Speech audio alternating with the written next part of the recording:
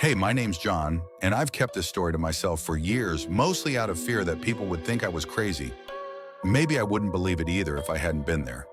But here I am, sharing it back, in the late 70s, early 80s. My dad ran a small painting business. One day he had to let go of one of his workers.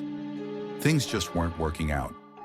I happened to be home that day, though I can't remember why, and I saw the whole thing. I was just a kid, maybe 10 years old.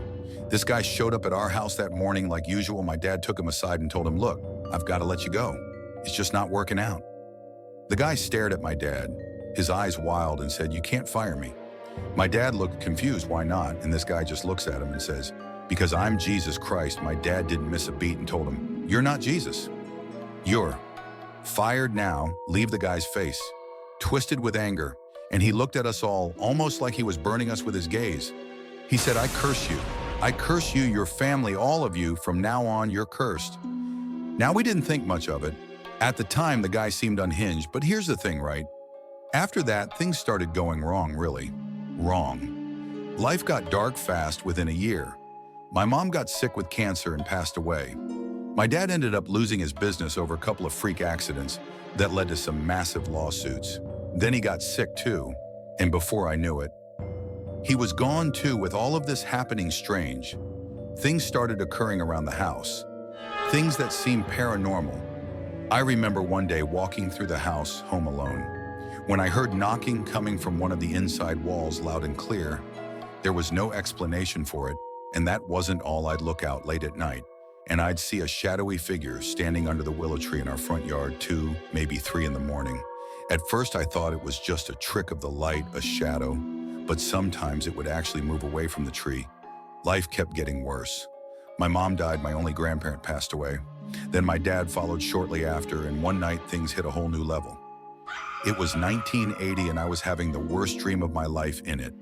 This green fog started creeping up our stairs, and from the fog I saw my mom and my grandma crawling toward me. Not like regular people, but clawing along the ceiling. Their faces twisted and monstrous. I jolted awake covered in sweat. But then I felt this heavy pressure on my chest, pushing me down into the bed. I've heard of sleep paralysis. But this didn't feel like that. It felt real. It felt evil. I couldn't move. I could barely breathe, and then I heard it, a voice, whispering my name right next to me. It was crystal clear, John. Finally, the pressure lifted, and I scrambled to turn on the light.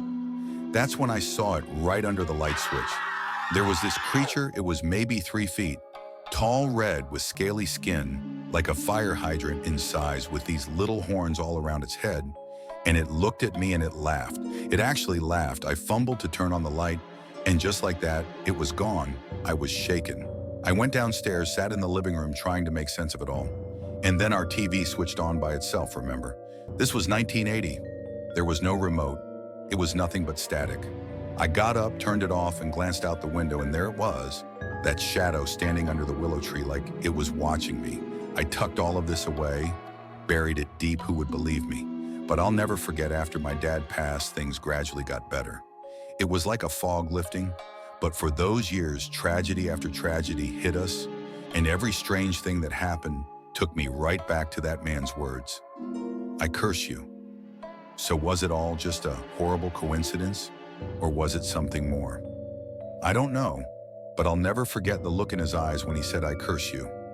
That's my story, and yeah, maybe it sounds unbelievable, but to me it was real. I'll leave you to decide what you think. Thank you for listening to my story. If you've experienced something like this, let me know in the comments. Maybe together we can find a way to make it stop.